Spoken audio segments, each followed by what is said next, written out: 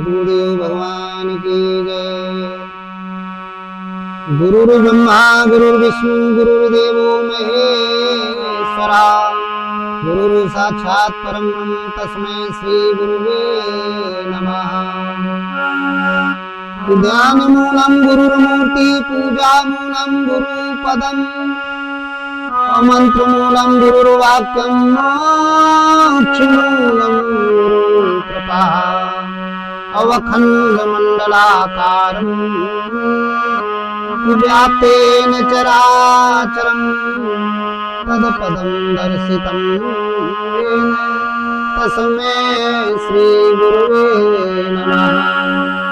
बोलिए सद्गुरुदेव भगवान की जय। हृदय स्थित परमात्मा राम की जय। आज का बड़ा अच्छा प्रसंग है, बड़ा अच्छा सत्संग है जो हम आप सुनते चले आ रहे हैं भागवताचार्यों के द्वारा, आचार्यों के द्वारा, संतों के द्वारा, कल्कि भगवान के बारे में। तो आज हम आपको बताएंगे, आज का जो प्रसंग है उस प्रसंग का जो शीर्षक है वो ये है कि कल्कि भगवान के अवतार का रहस्य। कल्कि भगवान के अवतार का रहस्य जाने। क्या रहस्य? कल्कि भगवान के अवतार का रहस्य जाने, ये मैं आपको बताने आया हूँ, आपको बता रहा हूँ, आप अपनी स्मृति में धारण कीजिए। ये कल्कि भगवान कौन है और इनका अवतार कब होता है? कल्कि क्यों नाम पड़ा? चूंकि कलयुग में होना है अवतार, इसलिए इनका नाम कल्कि पड़ा। तो कल्कि पुराण में वर्णन किया गया है, तो मैं आपको बता रहा हूं, आप बड़े ध्यान से सुनिएगा। देखिए, पुराणों में, कल्कि पुराण में ऐसा दर्शाया गया है, पुराण लिखने वालों ने ऐसा लिखा है कि कलयुग के अंत में, जब कलयुग का अंत होगा, कलयुग का अंत कब होगा अभी हम बताएंगे। तो कलयुग के अंत में उत्तर प्रदेश के संभल गांव में विष्णु भक्त ब्राह्मण के यहां इनका अवतार होगा। उत्तर प्रदेश के संभल गांव में, उत्तर प्रदेश में एक संभल गांव है, उस गांव में विष्णु भक्त यानी भगवान का भक्त होगा। विष्णु भक्त का मतलब एक परमात्मा का जो चिंतन करता होगा मनु की तरीके, ऐसा मनुष्य यानी ब्राह्मण होगा, ब्रह्म का चिंतन करने वाला मनुष्य होगा। उसके यहां उसका कोई पुत्र होगा, उस पुत्र की आत्मा जागृत होगी, वो कल्कि भगवान होगा। और कल्कि पुराण में लिखा है, और इनका घोड़ा क्या होगा? देवदत्त नाम का घोड़ा होगा, इनका वाहन होगा। और इनके गुरु कौन होंगे? कल्कि पुराण में लिखा, परशुराम जी इनके गुरु होंगे। जन्म का उद्देश्य क्या होगा? वह जन्म होगा तो क्या इनका कार्य रहेगा, उसके बारे में पुराण में बताया गया है कि जन्म का उद्देश्य ये होगा कि पापियों का संहार करेंगे, दुष्टों का संहार करेंगे और धर्म की स्थापना करेंगे, सतयुग की स्थापना करेंगे, क्योंकि कलयुग के बाद आएगा सतयुग। और वैसे भी भगवान का जब भी अवतार होता है अधर्म का नाश करने के लिए, जब अधर्म बढ़ जाता है तो कोई ना कोई शक्ति इस ब्रह्म की जागृत होती है किसी के हृदय में, और वो देहधारी मनुष्य के अंदर जब जागृत हो जाता है परमात्मा, तो अष्ट सिद्धि, नौ निधि और 6 ईश्वर का पावर आ जाता है। फिर वो अपने ज्ञान के माध्यम से, अपने शस्त्र के माध्यम से असुरों का संहार करता है। तो गीत उसमें लिखा हुआ है शास्त्रों में कि जबे जबे हो ये धर्म की हानि, और बाढ़े असुर अधम अभिमानी, कि तब तब प्रभु धरी अरे मनु शरीरा हरहि सकल सज्जन भव पीरा हरहि सकल सज्जन भव पीरा। जब जब धर्म की हानि होती है, जब जब होए धर्म की हानि, बाढ़े असुर अधम अभिमानी। रामचरितमानस में लिखा है। तब तब प्रभु धर मनुष्य शरीरा, हरहि सकल सज्जन भव पीरा। जब धर्म की हानि होने लगती, पृथ्वी पे अत्याचार बढ़ जाता है, तब भगवान का पदार्पण होता है, प्रकट होते हैं, अवतरित होते हैं मानव के अंतःकरण में, और प्रकट होकर के उस मानव के द्वारा जितने भी दुष्ट हैं, जिन दुष्टों से सज्जनों को दुख होता था, पीड़ा होती थी, वो सारे दुष्टों को मार करके सज्जनों की पीड़ा को हर लेते हैं। ये काम हमेशा से होता चला आ रहा है। श्री राम के रूप में वो परमात्मा श्री राम जी के अंदर जागृत हुआ तो उन्होंने रावण जैसे अत्याचारियों को वध किया। श्री कृष्ण जी के अंदर जागृत हुआ तो उन्होंने महाभारत में कितने असुर थे, सबका वध किया। बुद्ध के अंदर जागृत हुआ तो उन्होंने अज्ञान रूपी जो राक्षस थे पृथ्वीलोक में, उनका हनन किया। महावीर के अंदर उन्होंने भी अज्ञान रूपी राक्षसों का वध किया। तो इस तरीके से जब जब धर्म की हानि होती है, अधर्म का बढ़ावा होता है, तब तक भगवान वो ब्रह्म हृदय किसी देहधारी शरीर, मनुष्य के शरीर के अंतःकरण में प्रकट होता है। प्रकट होकर के पवित्र और निर्मल जिसका हृदय होता है, जो भक्त होता है, उसके हृदय में प्रकट हो जाता है और अपने ज्ञान और विज्ञान के द्वारा दुष्टों का संहार करता है और विश्व में शांति स्थापित करता है। यही कल की भगवान करेंगे, यही काम भगवान का होता है।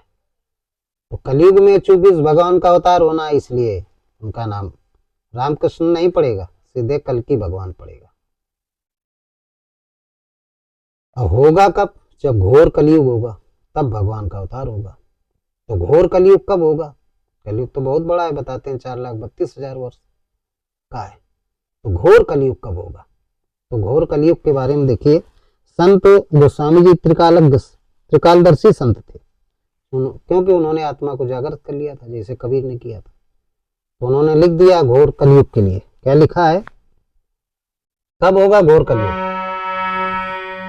जब पूरी पृथ्वी के मानवों के अंदर तमोगुण बढ़ जाएगा, कि तामस अधिक रजोगुण थोड़ा, और कली प्रभाव विरोध चौरा। कि तामस अधिक रजोगुण थोड़ा, कली प्रभाव विरोध चहुरा। कली प्रभाव विरोध चहुरा। तामस अधिक रजोगुण थोड़ा, कली प्रभाव विरोध चहुरा। जब तामस अधिक हो जाएगा, सारे लोग तामसी हो जाएंगे। रजोगुण थोड़ा रहेगा, सतोगुण बिल्कुल लुप्त हो जाएगा। हर मानव के अंदर सतोगुण होगा नहीं तो ज्ञान वैराग की चर्चा नहीं होगी, सत्संग नहीं होंगे, सिर्फ तमोगुण। लोग मदिरा दारू व्यसनों में डूबे रहेंगे। रजोगुण होगा, कामनाओं में डूबे रहेंगे। कल प्रभाव विरोध से होगा, चारों तरफ लड़ाई झगड़े, ईर्षा द्वेष, गाली गलौज, ये सब होगा। उस समय स्वामी तुलसीदास जी ने और लिखा है कि माने मात पिता नहीं देवा, संतन से करवावे सेवा। एक ये कलयुग की विशेषता बताई है, घोर कलयुग की। संतों से सेवा करवाएंगे, माता पिता की बात नहीं मानेंगे, कोई किसी की बात नहीं मानेगा। उस समय घोर कलयुग होगा। ये घोर कलयुग के बारे में बताया है, उस युग के घोर अत्याचार के बारे में। वो समय अत्याचारी समय होगा।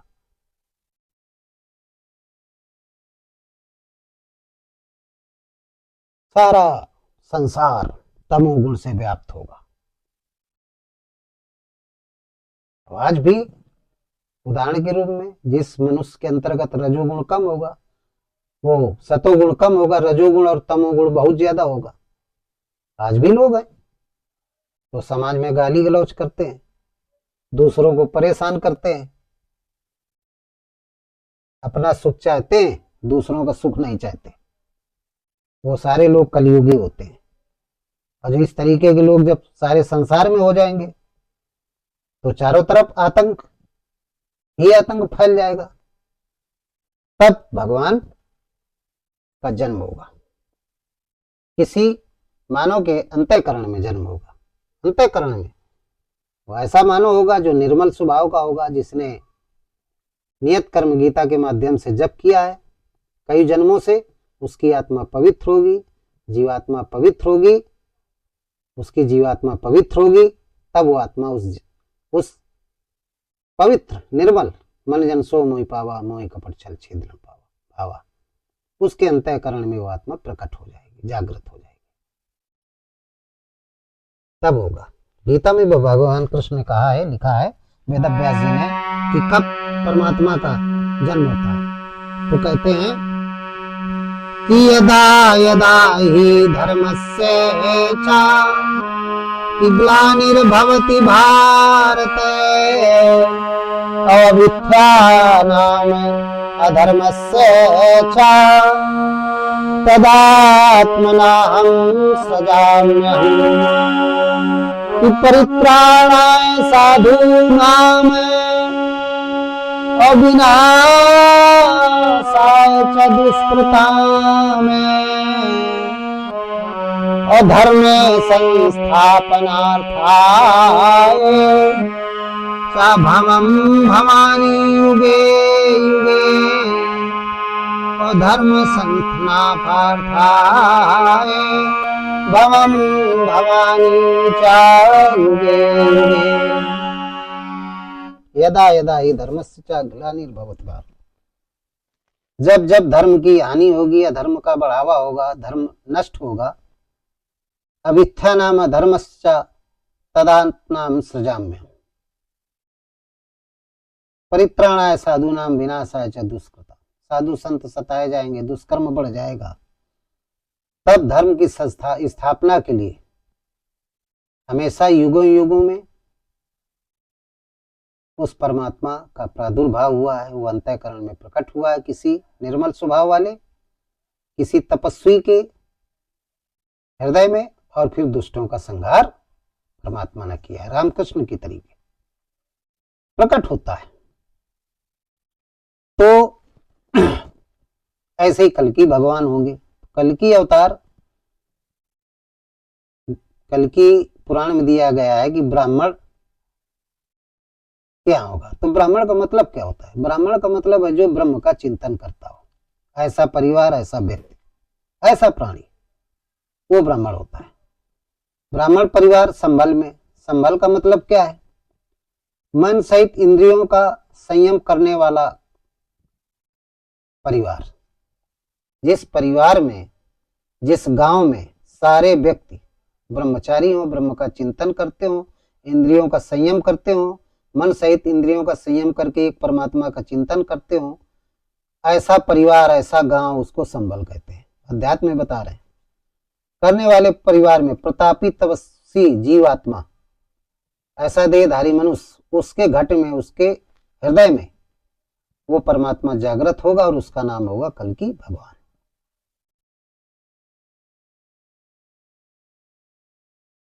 कैसे प्रकट होगा? नाम के जप से। वो एक ब्रह्म का चिंतन करने वाला वो देहधारी मनुष्य श्वास प्रश्वास के जप से जब चिंतन करेगा, तब जप मरे अचपा मरे आनंद हो मर जाए, सूरत समानी शब्द में ताई काल लिखा है। वाव वाव विभव पराभव कारण विश्व में मोहन स्वस विहार। तो परमात्मा उसके हृदय में प्रकट हो जाएगा और वही जीवधारी मनुष्य कल्कि भगवान बन जाएगा, साकार भगवान बनेगा। इसी विधि से सभी रामकृष्ण सभी की उत्पत्ति हुई और फिर वो दुष्टों का करेगा संहार। वो परमात्मा दुष्टों का संहार करेगा।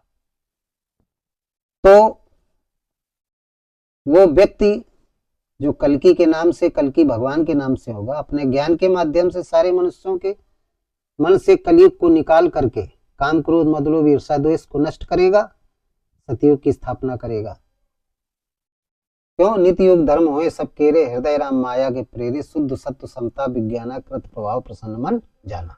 एक गोस्वामी जी ने लिखा है। ये सतयुग के लक्षण बताया। सारे लोगों के अंतःकरण में, मन के अंदर जो अंतःकरण में आसुरी संपत्ति है, तो कल्कि भगवान सभी मानवों के अपने ज्ञान के द्वारा सभी मानवों के अंदर काम क्रोध मद लोभ ईर्षा द्वेष पाखंड जो 14 आसुरी वृत्तियां, इनको नष्ट करेंगे और सद्गुण 26 लक्षण सद्गुण है, दैवी संपत्ति है, उनको बढ़ावा देंगे और सतयुग की स्थापना हो जाएगी। नित्य युग धर्म होए सब केरे, हृदय राम माया के प्रेरे, शुद्ध सत्य संता विज्ञाना कृत भाव प्रसन्न मन जाना। गोस्वामी जी ने मानस में लिखा है। सारे लोग जब प्रसन्न हो जाएंगे, सारे लोग आनंदित रहेंगे, सबके अंदर राम का राज हो जाएगा। राम राज बैठे त्रिलोका, हर्षित भय गए सब शोका, वैर न कर काहू सन कोई, राम प्रताप विस्मता खोई। जब कल्कि भगवान का अवतार हो जाएगा तो सारी विषमताएं लोग खत्म हो जाएंगी, भेदभाव खत्म हो जाएगा, लड़ाई झगड़े खत्म हो जाएंगे, सब भक्ति के रास्ते पे चल पड़ेंगे, बड़े आनंदित रहेंगे, चित्त सच्चित आनंदमय रहेंगे, कोई किसी से बैर नहीं करेगा। लिखा है कि राम राज बैठे त्रैलोका, और हर्षित भय गए सब शोका, कि बैर न कर काहू सन कोई, और राम प्रताप विषमता खोई, राम प्रताप विषमता खोई। सारे लोगों की विषमताएं खत्म हो जाएंगी। विषमताएं क्या है? कोई छोटा कोई बड़ा, कोई शूद्र कोई ब्राह्मण, कोई क्षत्रिय कोई वैश्य, ये सारी समाज में विषमताएं। वो छोटा है बड़ा है, वो गंदा है वो अच्छा है, वो धनवान है वो निर्धन है, रोगी है वो निरोगी है, यानी जितनी भी सामाजिक विषमताएं सब खत्म हो जाएंगी जब कलिकाल के अंत में कल्कि भगवान का अवतार हो जाएगा, वो राम का अवतार हो जाएगा। और कलयुग में होगा तो उस राम को कल्कि अवतार कहा जाएगा, कल्कि भगवान कहा जाएगा। होता राम है अवतरित, और इसी विधि से होता है जिस विधि से श्री राम का जन्म, श्री राम जी के अंदर अवतार हुआ, श्री कृष्ण जी के अंदर हुआ, बुद्ध के अंदर हुआ, महावीर के अंदर हुआ। ऐसे कल्कि नाम का माना होगा, उसके अंदर वो आत्मा जागृत हो जाएगी, वो ईश्वर तुल्य हो जाएगा। जो जाने सो देव जनाई जाना तुम्हें तुम्हें हो जाएगी। और जब जागृत हो जाएगी आत्मा तो अष्ट सिद्धि नौ निधि और 6 स्वर सब जागृत हो जाएंगे, सारी शक्तियां आ जाएंगी। जब सारी शक्तियां आ जाएंगी तो फिर सब कुछ वो कर सकते हैं। जहाँ ज्ञान के द्वारा शत्रुओं को नष्ट करना होगा, अंतःकरण में ज्ञान के द्वारा शत्रुओं को नष्ट करेंगे, अंतःकरण के बाहर प्रकृति में बल के द्वारा शत्रुओं का नाश करेंगे। सारी सृष्टि में विषमताएं खत्म हो जाएंगी। जब सारे दुष्ट मर जाएंगे तब वैर न कर काहू सन कोई, राम प्रताप विस्मता खोई। सारे लोग प्रेम से रहेंगे। दैहिक दैविक और भौतिक तीनों प्रकार के संताप नष्ट हो जाएंगे, पाप नष्ट हो जाएंगे, दुख दर्द नष्ट हो जाएंगे, राम राज आ जाएगा। तब कल्कि भगवान का अवतार होगा। तो ये कल्कि भगवान है और हमने आपको कल्कि भगवान की कथा सुनाई, आप लोगों ने श्रवण किया, मुझे बहुत अच्छा लगा, बड़े मन से सुना। इसलिए इन्हीं शब्द आप लोगों का कल्याण हो। इन्हीं शब्दों के साथ बोलिए कल्कि भगवान की जय, सद्गुरुदेव भगवान की जय। सर्वे भवन्तु सुखिनः, सर्वे सन्तु निरामया, सर्वे भद्राणि पश्यन्तु मा कश्चित् दुःखभाग् भवेत्। ओम।